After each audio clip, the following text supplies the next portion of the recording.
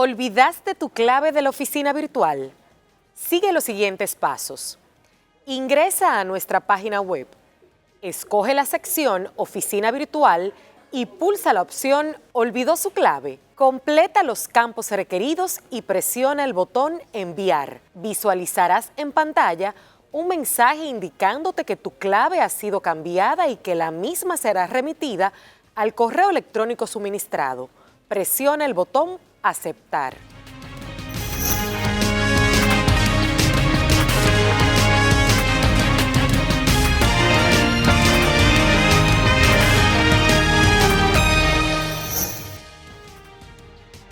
Continuamos con su programa DGII 360. Hoy contamos con la presencia de Lilian Báez, encargada del Departamento de Prevención de Lavado de Activos de la DGII, y Francisca Rodríguez, especialista en el área, quienes nos hablarán sobre las funciones que realiza el departamento en materia de lavado de activos. Así es, Federico, y compartimos a continuación algunos interesantes datos sobre los perfiles profesionales de nuestras invitadas. Lilian Báez es especialista en crimen transnacional organizado, cuenta con una maestría en seguridad y defensa nacional, en prevención de lavado de activos y financiamiento del terrorismo. Es docente de la Universidad APEP, donde imparte Derecho Informático y de las Tecnologías. Actualmente es encargada del Departamento de Prevención de Lavado de Activos. De su lado, Francisca Elizabeth Rodríguez es licenciada en Derecho, egresada de la Universidad Autónoma de Santo Domingo UAS, con estudios especializados en materia penal y procesal penal, así como en prevención de lavado de activos. Es certificada por la Florida International Bankers Association y la Florida International University's FEW en antilavados de dinero.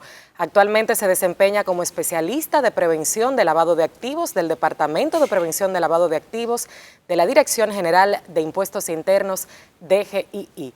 Lilian y Francisca, bienvenidas a DGII 360, y para iniciar esta conversación nos gustaría saber en qué consiste el Departamento de Prevención de Lavado de Activos y cuáles son sus funciones. Bueno, muchísimas gracias. Muy buenos días, Marlene y Federico. Gracias por la invitación. Bueno, el Departamento de Prevención de Lavado de Activos y Financiamiento del Terrorismo nace en el 2017 y nace a raíz de la Ley 155/17. Es una ley que le da una facultad nueva a la Dirección General de Impuestos Internos. Era una facultad que anteriormente Impuestos Internos no tenía, que es en materia de prevención de lavado de activos, financiamiento del terrorismo, de cara a una serie de sujetos obligados específicos, que son los nombrados sujetos obligados no financieros, siempre y cuando esos sujetos obligados no tengan un regulador natural. Entonces, ¿qué hace la DGI? La DGI tiene una suerte de supervisión, de fiscalización, de control, de requerimiento de información, incluso de sanción en materia de prevención de lavado de activos, así como hay otras autoridades competentes que tienen la misma suerte de autoridad competente ante otros sujetos obligados del sector financiero, como por ejemplo los bancos, los puestos de bolsa, las aseguradoras, y de cara también a otros no financieros, como son los casinos, los juegos de azar, las bancas, que en ese sentido no es la DGI la que tiene una labor de supervisión, sino el Ministerio de Hacienda a través de la Dirección de Casinos y Juegos de Azar. Uno de los objetivos principales de este espacio es justamente acercar todos estos temas a la ciudadanía, y me gustaría detenerme brevemente en el término sujeto obligado, que de pronto es, digamos, que muy... novedoso. Sí, es novedoso, pero digamos que cualquier abogado puede entender de qué estamos hablando, pero ese público llano que sigue este espacio, ¿qué es un sujeto obligado? Bueno, los sujetos obligados, conforme a la Ley 155, son una serie de personas que pueden ser físicas o jurídicas, que tienen una obligación, por eso se llaman sujetos obligados. Tienen una obligación de cara a la Ley 155, a esta materia, de tener a lo interno de sus empresas, de sus negocios, una serie de políticas y procedimientos para prevenir que otros lo utilicen a ellos para lavar dinero. Fue una disposición del legislador. En la Ley 155, el legislador determinó quién en República Dominicana son sujetos obligados. Y hago esa referencia porque el concepto puede variar dependiendo de cada país, porque es un concepto que nace conforme al riesgo y al contexto de cada país. Cada país decide quiénes son sus sujetos obligados y ellos tienen esa obligación, por eso el término de obligado, de tener a lo interno de sus empresas, a lo interno de sus compañías, una serie de políticas y procedimientos que le permitan a ellos poder crear hasta cierto punto una barrera para impedir que otros terceros que están allá afuera y que van a procurar esos servicios o esos productos donde ellos pues lo utilicen para lavar dinero. Muy bien, Lilian, mencionaste hace un momentito que la DGII tiene la facultad normativa en función de los artículos 34 y 35 del Código Tributario. Y en este año han surgido nuevas normas, especialmente una de ellas, la 06-2022. Nos gustaría que nos explicaras un poquito en qué consiste esta norma. Muy bien. Sobre el pago fehaciente o el comprobante de algún pago en efectivo. Ok, les explico. La función normativa en materia de prevención de lavado a la DGI se la da la 155-17, es decir, la propia ley, la 155, le dice a la DGI, en materia de prevención de lavado de activos, tú puedes normar para que le puedas explicar a tus regulados cómo van a ejecutar estas disposiciones que están en la ley.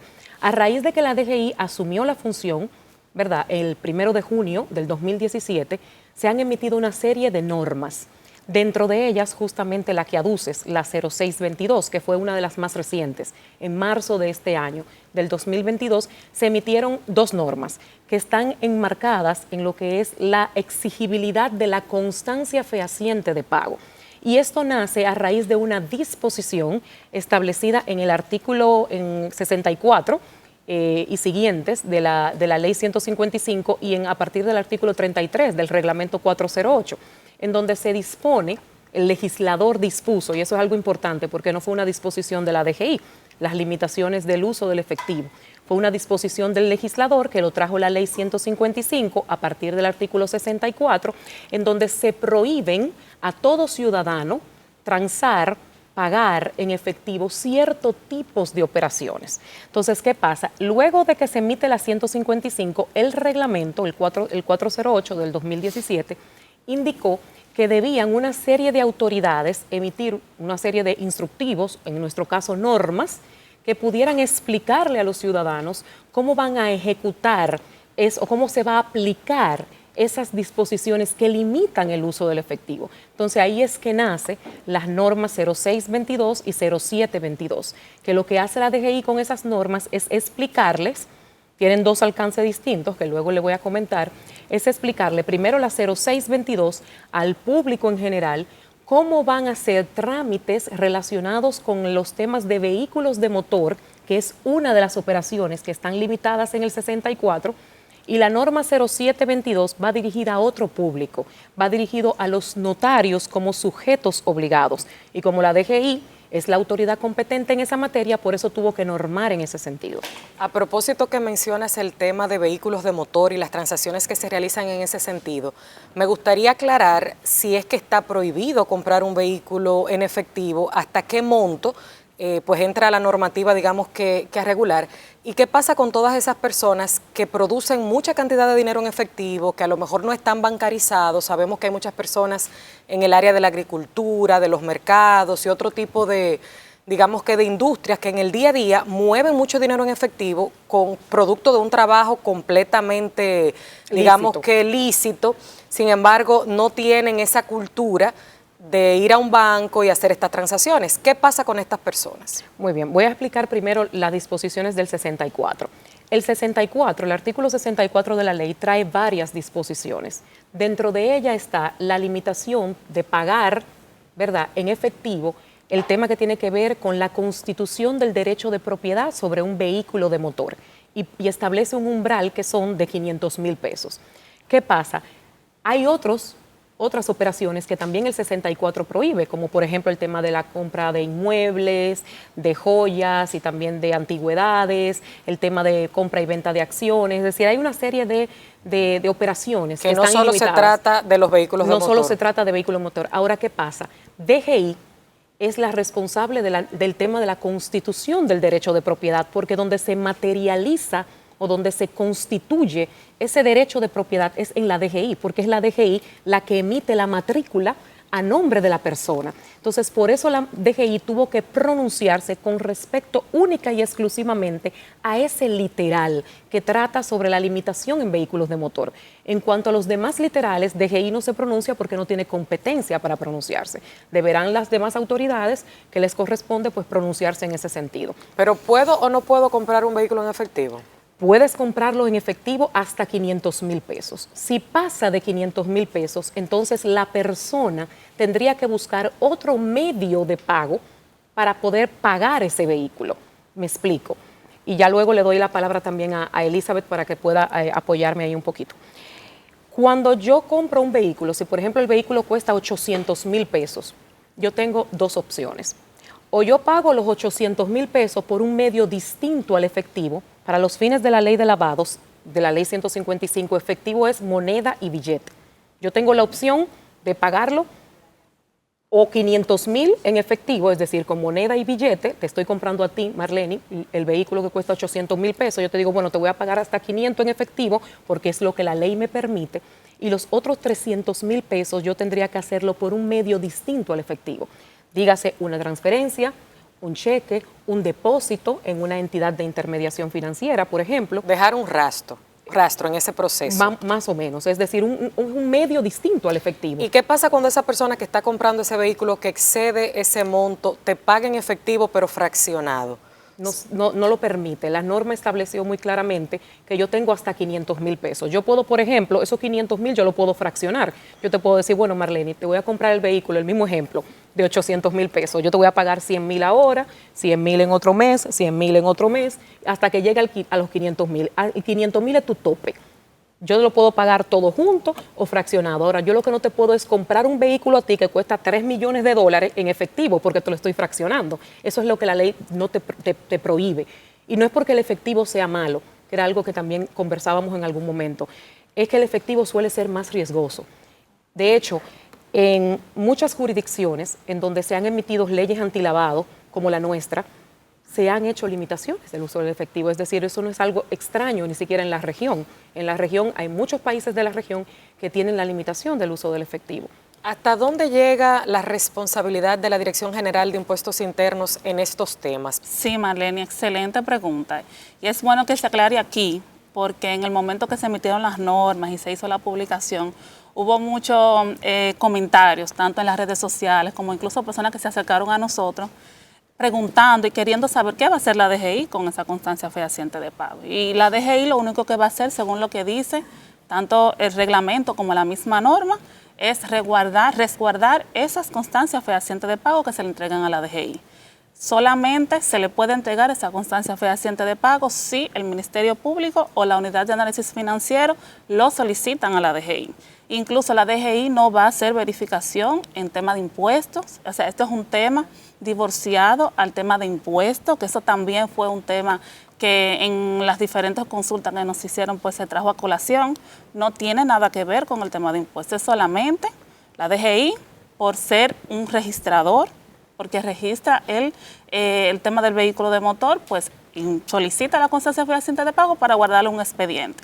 Y eso no se va a utilizar para otra cosa, ni se va a entregar a otra persona que no sea la Unidad de Análisis Financiero y al Ministerio Público. Quería aclararte algo ahí, Marlene, aprovechando eso que decía Elizabeth sobre la facultad que tiene la DGI en cuanto al resguardo de la constancia fehaciente de pago. Muchas veces nos preguntan, ¿y qué pasa con el tema del pago del impuesto al momento de yo hacer una transferencia de vehículo de motor? Y les explico. Para el tema del pago de impuestos todo va a seguir transcurriendo como hasta ahora. Es decir, el tema del monto que diga el contrato, por ejemplo, ese tema de monto solamente va a ser tomado en cuenta para el tema única y exclusivamente de la constancia fehaciente de pago. Al final, para el tema del cobro del impuesto, se va a seguir tomando en cuenta como hasta ahora, ya sea el monto de la tabla fidedigna o el del contrato, el monto mayor, como se está haciendo hasta ahora. Ahora, para los fines de exigir, la DGI exigir, porque la DGI tiene que exigir esa constancia para poderte registrar ese vehículo a tu nombre, entonces sí se va a fijar en ese monto que indique ese documento, ese contrato, por ejemplo. Si el contrato dice que el vehículo se vendió por 300,000 pesos, pues la DGI no te va a exigir la constancia fehaciente. Ahora, si la DGI ve que el vehículo tiene un monto de 500,000 pesos, un monto superior hacia arriba, entonces ahí es que te va a exigir esa constancia fehaciente de pago. Ahora, para el pago del impuesto, van a seguir operando de la misma forma como lo ha hecho hasta ahora. Me gustaría detenerme brevemente en el tema de la constancia fehaciente. Cuando hablamos de constancia fehaciente en una transacción que excede los 500,000 pesos, ¿estamos hablando de una transacción bancaria o hay otro tipo de documento que, digamos, tenga ese carácter de constancia fehaciente? Sí, es bueno aclarar. La constancia fehaciente de pago es el comprobante que tiene la persona que va a entregar a la DGI, que prueba que se hizo el pago de esa compra de vehículo de motor por un medio distinto al efectivo. Puede ser perfectamente por un depósito ante una entidad bancaria, una transferencia, pero también puede ser por un cheque, puede ser por una tarjeta de crédito. Incluso hacemos en la norma un listado de esas constancias fehacientes de pago que no es limitativo. O sea, pueden ser otras. Lo único que no se va, si sobrepasa el umbral, es que no se va a permitir que se haga en efectivo. Después, el pago se puede hacer por otro medio. Mencionaron hace un momentito a los abogados notarios sobre la norma 07/2022. ¿En qué impacta esta norma sobre el trabajo que ejercen estos profesionales del derecho? Muchas gracias por la pregunta. Esa es otra norma que también se relaciona con lo mismo, con la exigibilidad de la constancia fehaciente de pago. ¿Qué es lo que trae la Ley 155? La Ley 155 lo que obliga, y su reglamento, a que existan una serie por decirlo de alguna forma, rastro en ciertas operaciones que superan un umbral. ¿Qué sucede? La ley y el reglamento indicó que le iba a recaer una obligación en una serie de entidades o personas que tenían una labor registral.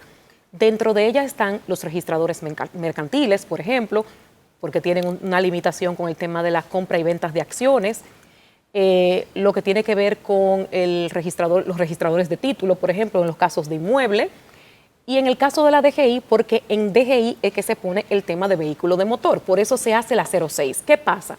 Los notarios es la figura por la cual todas estas operaciones sí o sí pasan.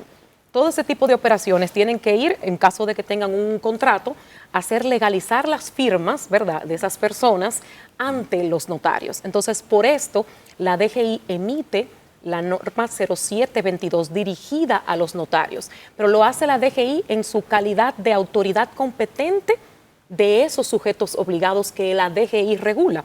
¿Qué es lo que hace la 07/22? Le dice a los notarios cómo va a ser esa exigibilidad, cómo van a hacer ellos esa exigibilidad de esa constancia fehaciente de todas esas operaciones que hasta cierto punto están prohibidas, están limitadas. Entonces le dice al notario, cuando tú legalices un acto que tiene que ver con un inmueble, tienes que exigir la constancia fehaciente de pago, que sin ser limitativas son esas que, por ejemplo, Elizabeth indicó.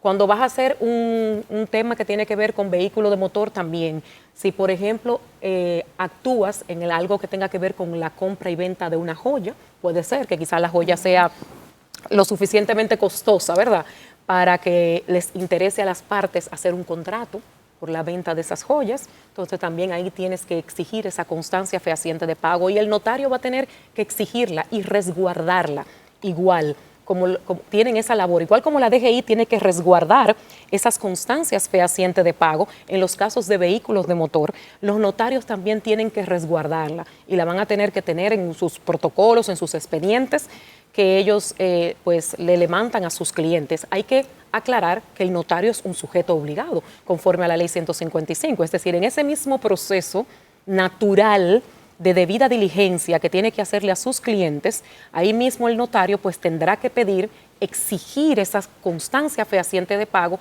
y resguardarla. Y esas constancias son confidenciales, no pueden entregarla a nadie, como dice Elizabeth. Esas constancias fehacientes solamente pueden ser entregadas a la unidad de análisis financiero o al Ministerio Público, en caso de que ellos las requieran. Y esta se relaciona entonces con las normas que se emitieron en el 2018, que también toca la parte de los abogados y los notarios, ¿correcto? Sí, exacto. En el 2018 se emitieron una serie de normas sectoriales en donde la DGI le indica a sus sujetos obligados, a los sujetos obligados que ella regula, cuáles son esas obligaciones que ellos tienen que tener en cuenta de cara al tema de prevención del lavado de activos. Son las normas naturales, por decirlo de alguna forma, las normas primigenias, básicas de todos los sujetos obligados. Hay una norma en específico que es la 0118, que va dirigido a una serie de sujetos obligados, como son los abogados, los notarios, los contadores y las empresas que hacen factoring, es decir, factoraje. Y lo que hace las normas es, la norma 0722 es complementar de alguna forma esa norma 01 en cuanto a los notarios, porque son los notarios los que tienen esa obligación al momento de registrar, de legalizar más bien esos actos, ¿verdad?, que de alguna forma están prohibidos, de verificar que obviamente las partes, sus clientes, no estén pactando esas operaciones que están limitadas por encima del umbral en efectivo y resguardar esa constancia, esa prueba de que eso no se pagó en efectivo, que se pagó por un medio distinto al efectivo. Un depósito, una transferencia, un voucher de una tarjeta de crédito, cualquier otro medio distinto al efectivo. Bien, la verdad que este tema está sumamente interesante y de mucha actualidad, pero tenemos que hacer una pausa y retornamos en breve con mucho más.